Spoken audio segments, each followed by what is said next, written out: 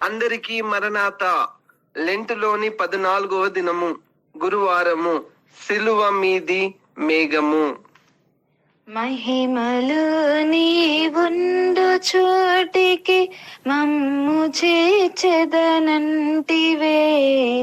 ఇహము దాటిన దాక నిన్ను వీడనంటి నిరక్షక, ఇహము దాటిన దాక నిన్ను వీడనంటి నిరక్షక, జీవితాంతము వరకు నీకే సేవ సెల్పుదనంటిని.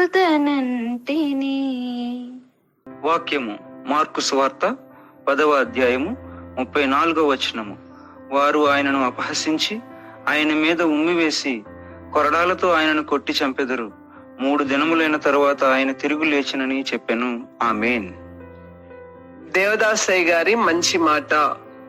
సిలువ బలహీనులకు బలము. ప్రార్థన.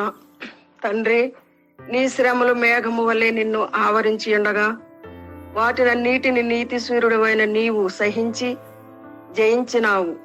నేడు సంఘం మీదకి రానయున్న శ్రమలను నీ సంఘము జయించి నిలబడినట్లు నేటి దిన ధ్యానములో నుండి వర్తమానము దయచేయమని వరుడుగా వచ్చుచున్న సిల్వనాథుడని యేసు నామములో ప్రార్థించుచున్నాను పరమ తండ్రి. ఆమేన్. దీవెన.